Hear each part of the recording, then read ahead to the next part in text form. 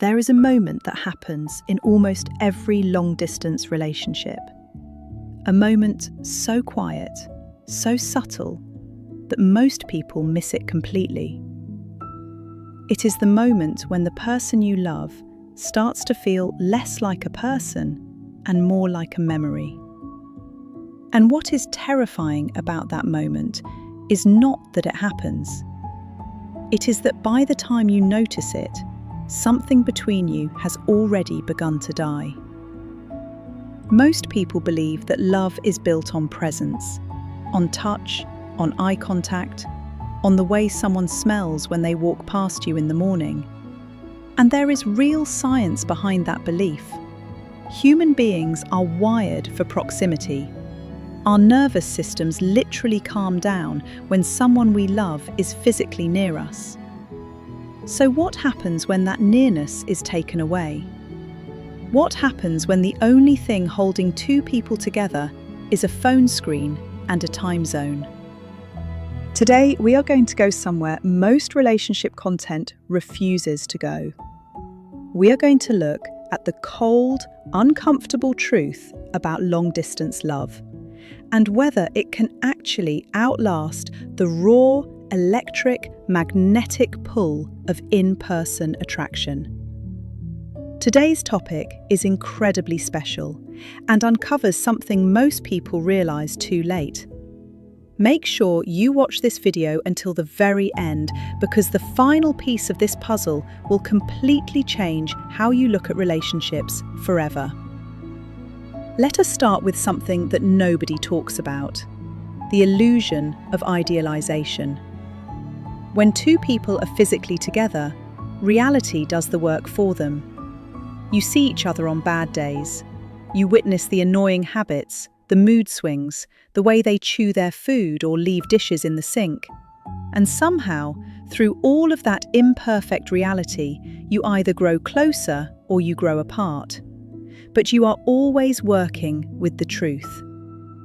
Long-distance relationships operate on a completely different psychological system. When you cannot be with someone every day, your brain does something fascinating and dangerous at the same time. It fills in the gaps. Every moment you are not with them, your imagination takes over, and your imagination, unlike reality, is always kind. Your mind replays only the best memories, the laughter, the warmth, the connection. And slowly, without you even realizing it, you fall in love not just with the person, but with the version of them that exists inside your own head. Psychologists call this the Idealization Effect, and it is one of the most powerful forces in long-distance relationships. It can make love feel deeper than it actually is, more intense, more poetic, more cinematic. And for a while, it feels like proof that what you have is special. But here is the brutal truth. Idealization is not intimacy. It is a beautiful lie your heart tells itself to survive the distance. Now let us talk about in-person attraction, because this is where things get really interesting. Physical attraction is not just about looks. It is about energy. It is the way someone's voice changes when they are nervous around you. It is the involuntary smile that crosses their face when you walk into a room.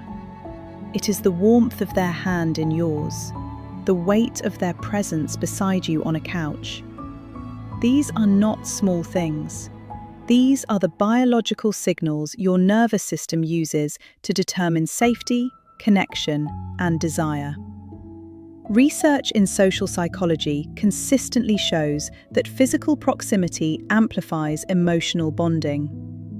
There is a concept called the mere exposure effect, which basically means that the more physically present someone is in your life, the more your brain associates them with comfort and belonging. And when that proximity disappears, the bond has to work so much harder just to survive. This is why so many long-distance couples describe their relationship as emotionally exhausting.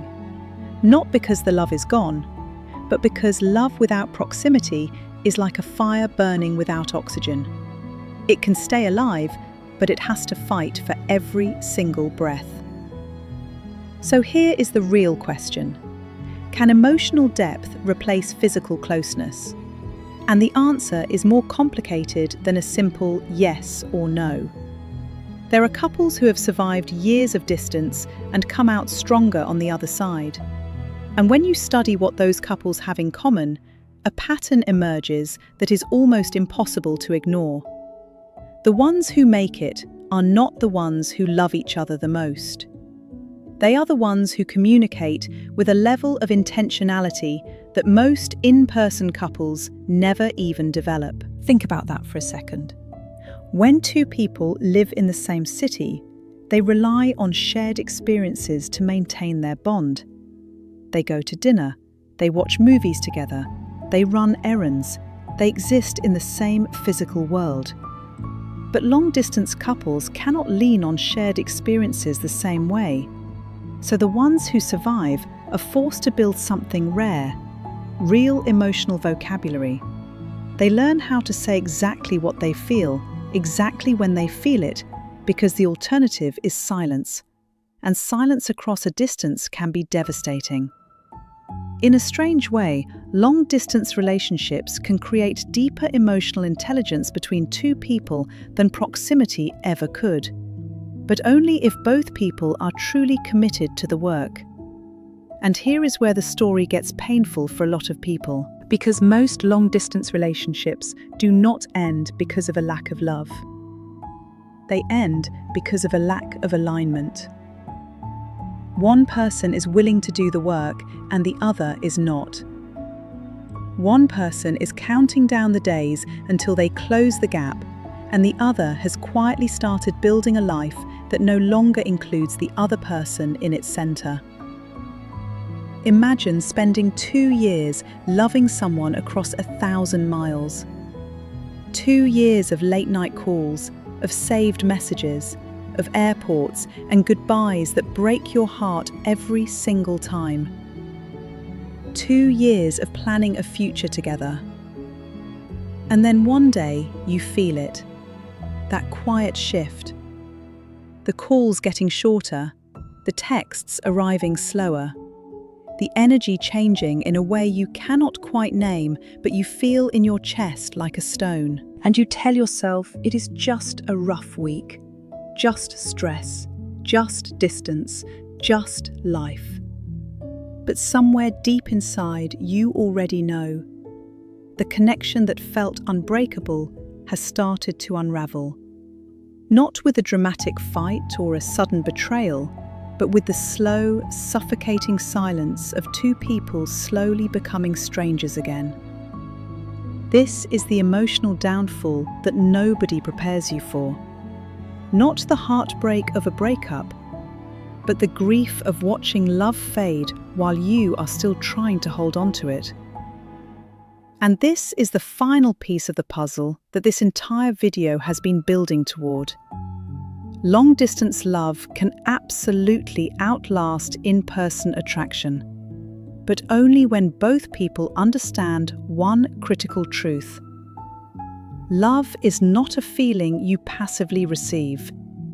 It is a practice you actively choose every single day, especially on the days when the distance feels unbearable. The couples who beat the odds are not the ones with the strongest feelings at the beginning. They are the ones who made a decision, a deliberate, conscious, daily decision to show up for each other, even when showing up means nothing more than a voice note at midnight or a letter that takes a week to arrive. In-person attraction is powerful. It is immediate. It is intoxicating. It is real. But it is also temporary in the sense that no relationship can survive on chemistry alone forever. What outlasts attraction is commitment. What outlasts desire is character. What outlasts the butterflies is the quiet, unshakable choice to keep choosing someone even when everything around you is making it easier to walk away.